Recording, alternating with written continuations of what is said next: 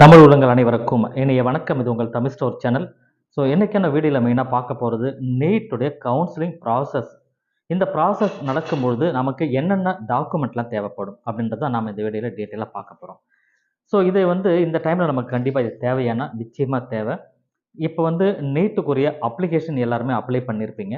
இப்போ நீட்டோட எக்ஸாம் நமக்கு மே மாதம் 5ஆம் தேதி நமக்கு வரப்போகுது, எல்லாருக்குமே தெரியும். ஸோ எல்லாருமே தயாராக நீங்கள் படிச்சுட்டு இருப்பீங்க. இப்போ நீட் எக்ஸாம் முடிஞ்சதுக்கு அப்புறம் அடுத்து நமக்கு நடக்க வேண்டிய ப்ராசஸ் என்னென்னா கவுன்சிலிங். அதாவது நீட் நீ ரிசல்ட்லாம் வரும். நீட்டோட ரிசல்ட் வந்ததுக்கப்புறம் அதுதான் ஸ்கோர் கார்டு அப்படின்னு சொல்லுவாங்க. நீட்டோடைய ஸ்கோர் கார்டு அப்படின்னு சொல்லிட்டு அந்த நீட்டுடைய ஸ்கோர் கார்டு வந்ததுக்கப்புறம் நீங்கள் கவுன்சிலிங் ப்ராசஸில் பார்ட்டிசிபேட் பண்ணணும். அதாவது தமிழ்நாடு மெடிக்கல் கவுன்சிலிங் நடத்துகிற கவுன்சிலிங்கில் கலந்துக்கிட்டு அந்த கவுன்சிலிங்கில் என்னென்ன டாக்குமெண்ட் கேட்குறாங்களோ அதெல்லாம் சப்மிட் பண்ணிவிட்டு அதில் நீங்கள் கலந்துக்கணும். ஸோ அந்த மாதிரி தமிழ்நாடு மெடிக்கல் கவுன்சிலிங் நடத்துகிற அந்த கவுன்சிலிங்கில் நீங்கள் கலந்துக்கிறதுக்கு என்னென்ன வகையான டாக்குமெண்ட் தேவை அப்படின்றது தான் இந்த வீடியோவில் பார்க்க போகிறோம். ஸோ பொதுவாக நமக்கு கவுன்சிலிங் அப்படின்றது 2 வகையாக நடக்கும்.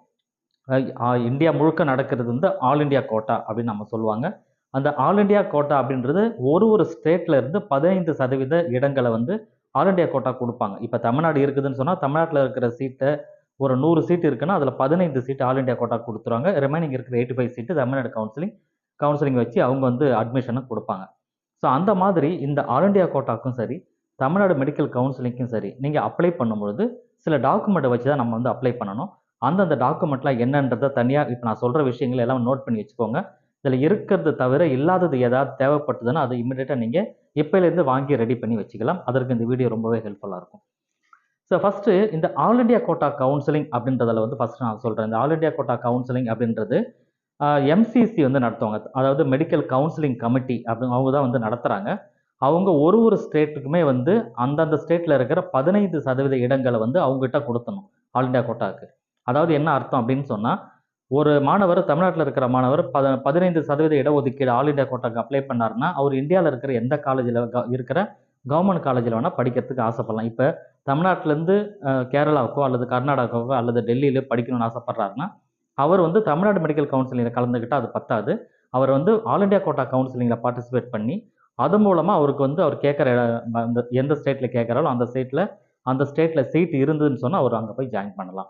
ஸோ அதற்கு தமிழ்நாட்டை தவிர மற்ற ஸ்டேட்டில் போய் நீங்கள் படிக்கணும்னா ஆல் இண்டியா கோட்டாக்கு அப்ளை பண்ணணும். அதற்கு என்னென்ன டாக்குமெண்ட்லாம் தேவைப்படுதுன்னா, பொதுவாக ஆதார் கார்டு அப்படின்றது கண்டிப்பாக தேவைப்படும். ஸோ இது இல்லாமல் 10th +2 உடைய மார்க் ஷீட்டு கண்டிப்பாக தேவை. இது இல்லாமல் நீட்டோட ரிசல்ட் வந்ததுக்கப்புறம் நீட்டோட ஸ்கோர் கார்டு நம்ம கையில் வரும். அந்த ஸ்கோர் கார்டு கண்டிப்பாக தேவை.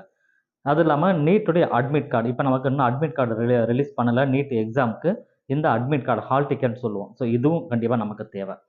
ஸோ இந்த சர்டிஃபிகேட் கூட இன்னும் என்னென்ன தேவைப்படுது அப்படின்னு பார்த்தீங்கன்னா, உங்களோட ஸ்கூல் டிசி, உங்களுடைய டேட் ஆஃப் பர்த், இது இல்லாமல் ஓபிசி என்சிஎல் சர்டிஃபிகேட் அப்படின்னு சொல்லுவாங்க.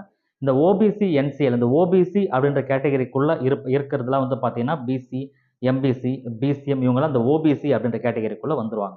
அப்போ இந்த மாணவர்களாக இருக்கிற பட்சத்தில் இங்கே ஓபிசி என்சிஎல் அப்படின்னு சொன்னால் வருடத்திற்கு 8 லட்சத்துக்கு குறைவாக வருமானம் இருக்குதுன்னு சொன்னால் அவங்க ஓபிசி சர்டிஃபிகேட்டை ப்ரொடியூஸ் பண்ணணும்.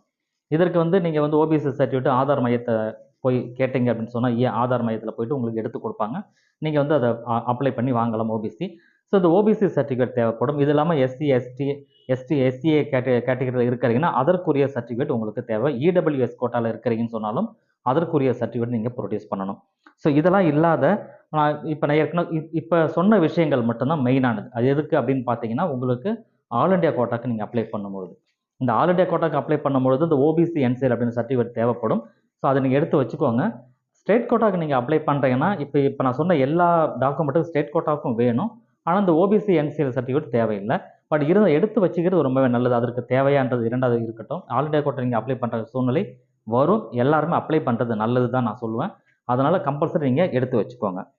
ஸோ இது ஆல் இண்டியா கோட்டா பற்றி நான் இப்போ உங்களுக்கு சொன்னேன். ஸோ அடுத்தது state counselling. Tamil Nadu medical counselling நடத்துகிற ஸ்டேட் கவுன்சிலிங் இது ஒரு டேட். ஃபஸ்ட்டு நமக்கு ஆல் இண்டியா கோட்டா தான் ரிலீஸ் பண்ணுவாங்க. அதுக்கப்புறம் தமிழ்நாடு மெடிக்கல் கவுன்சிலிங் அப்ளை பண்ணுறதுக்கு ஒரு டேட்டு சொல்லி அந்த டேட்டில் அப்ளிகேஷன் ஓப்பன் ஆகும். தமிழ்நாடு மெடிக்கல் கவுன்சிலிங்கோட வெப்சைட்டில் போயிட்டு நம்ம அப்ளை பண்ணணும். அப்ளை பண்ணும்பொழுது ஃபஸ்ட்டு ரிஜிஸ்டர் பண்ணிவிட்டு உங்கள் இமெயில் ஐடி, ஃபோன் நம்பர் அதெல்லாம் கொடுத்து ஓடிபிலாம் கொடுத்து ரிஜிஸ்டர் பண்ணதுக்கப்புறம் அப்ளிகேஷன் ஓப்பன் ஆகும். அந்த அப்ளிகேஷனில் கேட்குற டீட்டெயில் எல்லாமே நீங்கள் ஃபில் பண்ணிவிட்டு அதில் வந்து நீங்கள் டாக்குமெண்ட்டு கடைசியாக வந்து அப்லோட் பண்ணி ஃபீஸ் பேமெண்ட் கட்டிட்டு க்ளோஸ் பண்ணுற மாதிரி வரும்.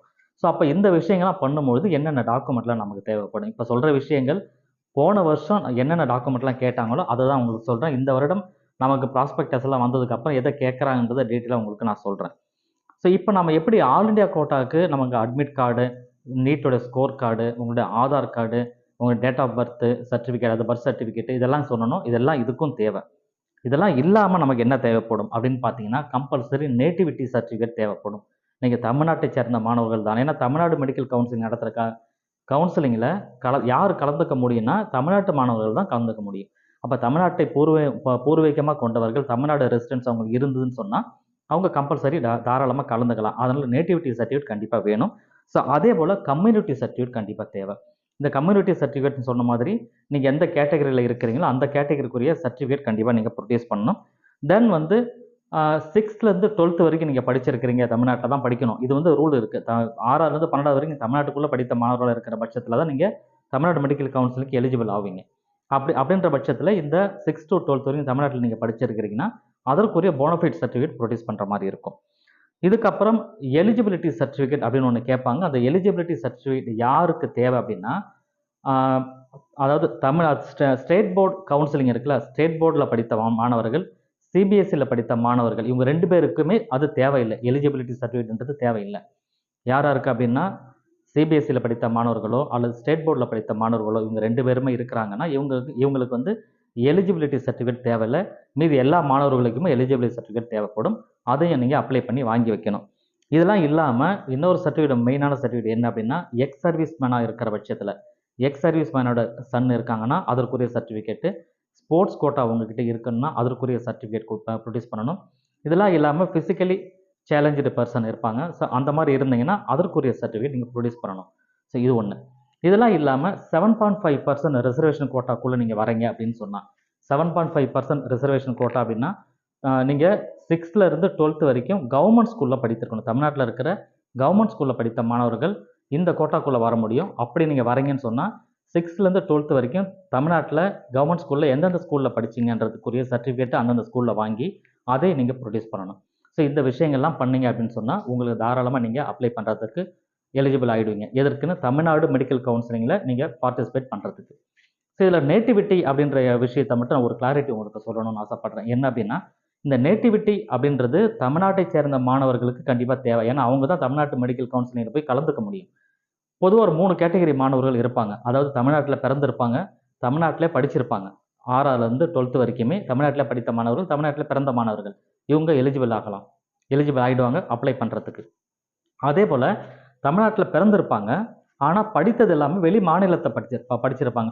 12th வரைக்கும் அதர் ஸ்டேட்டில் படிச்சுட்டு, ஆனால் பிறந்தது மட்டும் தமிழ்நாட்டில் பிறந்திருப்பாங்க. அவங்க பேரண்ட்லாம் தமிழ்நாட்டிலே தான் இருந்திருப்பாங்க. ஸோ அந்த மாதிரி ஸ்டூடெண்ட்டாக இருந்தாலும் கண்டிப்பாக நீங்கள் பார்ட்டிசிபேட் பண்ணலாம். சரிங்களா? அதே போல் இன்னும் சில மாணவர்கள் வெளிநாட்டில் படிச்சிருப்பாங்க.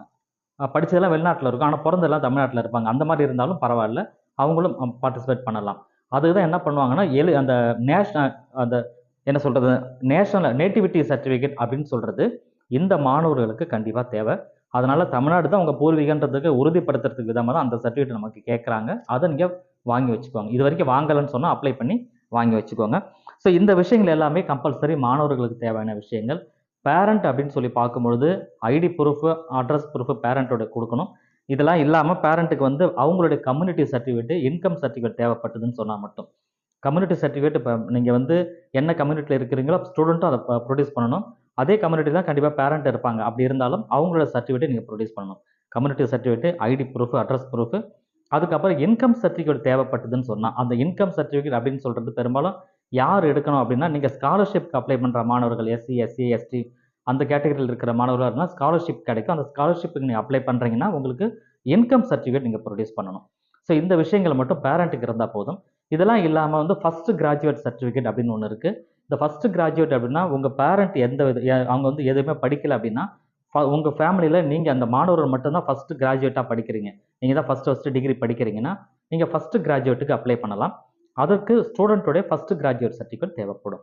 ஸோ இப்போ நான் சொன்ன விஷயங்கள் எல்லாமே நீங்கள் க்ளீனாக ஒரு பேப்பரில், நோட்டில் எழுதி வச்சுக்கிட்டு என்னென்ன தேவை, எதெல்லாம் உங்ககிட்ட இருக்குது, எதெல்லாம் இல்லை அப்படின்னு பார்த்துட்டு இல்லாததை நீங்கள் அப்ளை பண்ணி இப்போவே வாங்கி வச்சுக்கிறது ரொம்பவே நல்லது. ஸோ இந்த வீடியோ உங்களுக்கு ரொம்ப ஹெல்ப்ஃபுல்லாக இருதுன்னு சொன்னால் இந்த வீடியோக்கு லைக் கொடுத்துருங்க. தவறாமல் இந்த வீடியோவை சேவ் பண்ணிக்கங்க. உங்கள் ஃப்ரெண்ட்ஸுக்கும் இந்த வீடியோவை தவறாமல் ஷேர் பண்ணுங்கள். ஏன்னா திரும்ப நீங்கள் இந்த வீடியோவை எடுத்து வச்சு பார்த்து என்னென்ன சர்டிஃபிகேட் நமக்கு தேவைப்படுதுன்னு பார்த்து அது தயார்படுத்துறதுக்கு இந்த வீடியோ உங்களுக்கு ஹெல்ப்ஃபுல்லாக இருக்கும். ஸோ இது வரைக்கும் நம்ம சேனல் நீங்கள் சப்ஸ்கிரைப் பண்ணலைன்னா மறக்காமல் சப்ஸ்கிரைப் பண்ணிக்கோங்க. தேங்க்யூ ஃபார் வாட்சிங்.